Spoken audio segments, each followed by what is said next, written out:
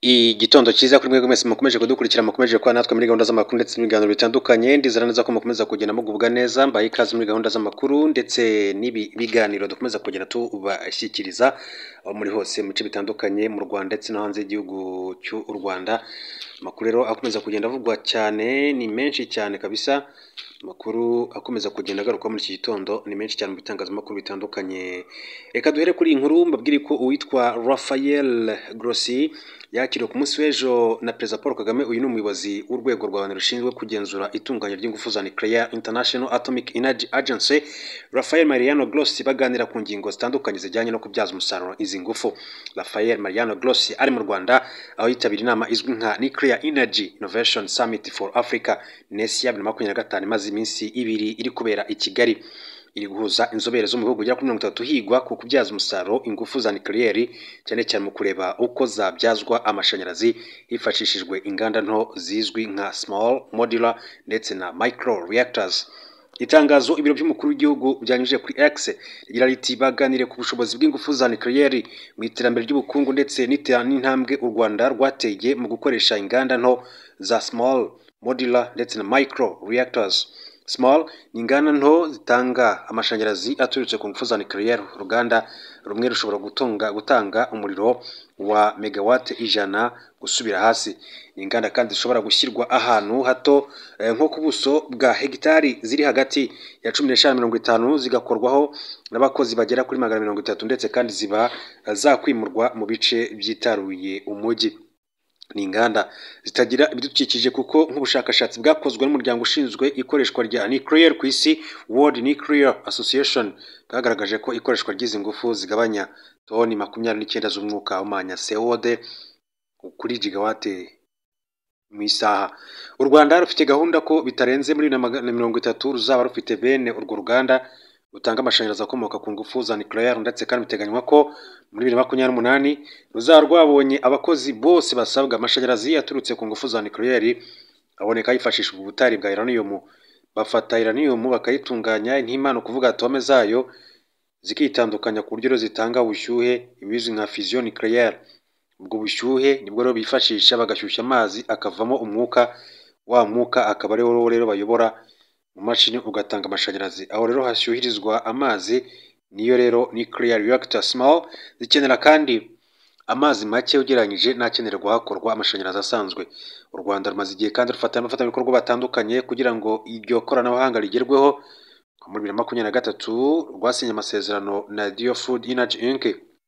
yanditswe mu Budage no muri Canada kugira ngo rikorere igerageza rya nuclear reactor mu Rwanda. Ibyo byajyanye no gufatanya n'ibindi bigo byo mu Rusiya ndetse no muri Amerika kugira ngo hibandwe ku gukora small uranium itanga amashanyarazi menshi cyane kandi ku ngano nto, kuko garama imwe yayo ishobora gutanga megawatt imwe ku munsi. Ni ukuvuga ngo ni ingufu zingana n'izatangwa na toni 3 z'amakara.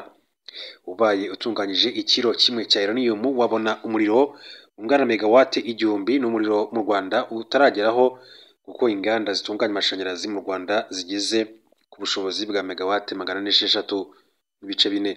Icyakora Raphael Mariano Grossi yagaragaje ko u Rwanda ari urugero rw'ibishoboka ku bijyanye no kubyaza umusaruro ingufu za nuclear. Yavuze ko kubyaza izi ngufu umusaruro hagamijwe amahoro ndetse kandi hisunzwe ikoranabuhanga rigezweho ari ibintu bigezweho ku isi. Yongeyeho ko nta mpamvu n'imwe ifatika yatuma Afurika isigara nyuma mu bijyanye no kubyaza ingufu za nuclear, na cyane ko ari umugabane ufite umutungo kamere wafasha muri urwo rwego. Ati ikoranabuhanga riri kuduha ibisubizo rikaduha andi mahitamo ati tutigeze tugira. Ubu rero niyo mpamvu abantu benshi cyane bashishikariye small. Iryo koranabuhanga rifite akamaro ko kuba izo nganda zakwimurwa, kuba zakwigonderwa n'ibindi. Ntako bisa kuba dufite aya mahitamo. Yavuze ko ibyo bihugu bisabwa kugira ngo rero bigire izi nganda harimo kugira ibikorwa remezo, kubakira ubushobozi abazikoramo binyuze mu kubaha amahugurwa ndetse n'ibindi bifasha igihugu kugira ngo rero nuclear reactor mu buryo bwihuse kandi buboneye. Yavuze kandi ko umutekano nawo ari ingenzi mu guteza imbere ibijyanye n'umutekano w'ibyo bikorwa. Ati International Atomic Energy Agency iri gukorana n'ibihugu bya Afurika. Icyakora u Rwanda ni urugero rw'ibishoboka. yavuze ko mu gukomeza gufasha Afurika kubyaza umusaruro ingufu za nucleaire ibyo biganiro babigiranye n'ibihugu nka Nigeria, Maroc, Tunisia ndetse na Misiri iri kubaka uruganda rwa mbere rutanga amashanyarazi akomoka ku ngufu za nucleaire. Yavuze ko hari ibiganiro bagiranye na Sudani, Repubulika ya Demokarasi ya Kongo, Senegal, Kenya, Namibia na Afurika y'Epfo isanzwe ari nacyo gihugu rukumbi muri Afurika gifite bene urwo ruganda.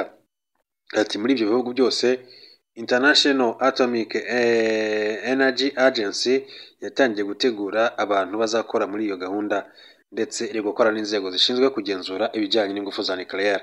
Rafael Mariano Grossi yavuze ko mu minsi mike ishize bateye intambwe ikomeye cyane basinyanye amasezerano banki y'isi azafasha ibihugu bitandukanye gushora imari mu bijyanye no guteza imbere ingufu za nucleaire. Ati mu gushyira mu bikorwa imishinga itandukanye tuzaba duhari.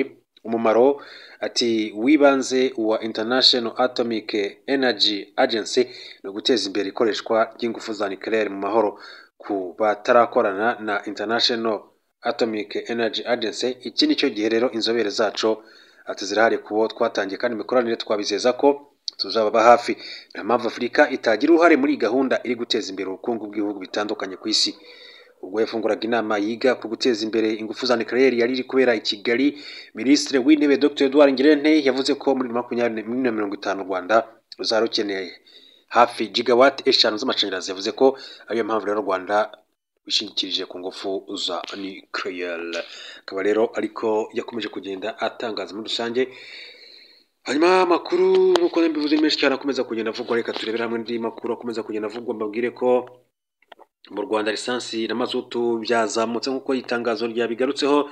Urwego rw'igihugu rushinzwe kugenzura imikorere y'inzego zimwe zirimo imirimo ifitiye igihugu akamaro RURA rwatangaje ko guhera ku wa gatatu uyu munsi tariki ya 2 Nyakanga 2025 saa 12 za mu gitondo ibiciro ntarengwa by'ibikomoka kuri peteroli bizamuwe nk'uko bigaragara mu itangazo ryashyizweho umukono n'umuyobozi mukuru wa RURA Bwana Rugigana Evariste. Igiciro cya lisansi ntikigomba kurenza amafaranga y'u Rwanda 1,803 kuri litiro, naho mazutu ntigomba kurenza amafaranga y'u Rwanda 1,757 kuri litiro. Amafaranga arimo rero umusoro ku nyongeragaciro VAT. RURA ivuga ko iri zamuka rishingiye ku mpinduka z'ibiciro ku isoko mpuzamahanga, ariko guverinoma y'u Rwanda ikomeje gushyiramo ingengo y'imari igamije kugabanya igitutu ku baturage cyane cyane mu bijyanye no gutwara abantu n'ibintu n'ibindi bikorwa by'ubukungu bikenera ibikomoka kuri peteroli. Mu itangazo RURA ishimangira ko guverinoma ikomeje kwitanga mu rwego rwo korohereza abaturage, igashyiramo nkunganire ku bicuruzwa bikomoka kuri peteroli kugira ngo izamuka ryabyo ritagira ingaruka zikabije cyane ku mibereho y'abaturage ndetse no ku bukungu bw'igihugu cy'u Rwanda. Iri zamuka rije rikurikira irindi ryari ryabaye mu mezi abiri ashize, rihurirana n'igihe ibihugu byinshi cyane ku isi bikomeje guhangana n'ibibazo by'ibiciro biri ku isoko mpuzamahanga birimo intambara, impinduka mu bukungu n'ihindagurika ry'ibiciro by'amadolari ku isoko mpuzamahanga. Itangazo rigira riti urwego rw'igihugu rushinzwe kugenzura imikorere y'inzego zimwe z'imirimo ifitiye igihugu akamaro RURA ruramenyesha abaturarwanda bose ko mu gihe cy'amezi abiri ari imbere uhereye ku itariki ya 2 Nyakanga 2025 saa 12 za mu gitondo ibiciro ntarengwa by'ibikomoka kuri peteroli habariwemo n'umusoro ku nyongeragaciro VAT bivuguruwe mu buryo bukurikira: lisansi ntigomba kurenza amafaranga y'u Rwanda 1,803 kuri litiro, mazutu ntigomba kurenza amafaranga y'u Rwanda 1,757 kuri litiro. Mu rwego rwo guhangana n'izamuka ry'ibiciro by'ibikomoka kuri peteroli ku isoko mpuzamahanga no korohereza abaguzi, guverinoma y'u Rwanda yazigamye mu bubiko bwayo ibikomoka kuri peteroli bihagije kandi irakomeza gucunga neza ubukungu muri rusange. Bikorewe i Kigali ku itariki ya 2 Nyakanga 2025, Rugigana Evariste umuyobozi mukuru wa RURA niwe washyize umukono kuri iri tangazo nk'uko makuru akomeza kugenda bigarukaho muri rusange. Reka mbashimire mbifuriza ibihe byiza n'igitondo cyiza muri rusange. Turasubira mu yandi makuru mu kanya gato kari imbere.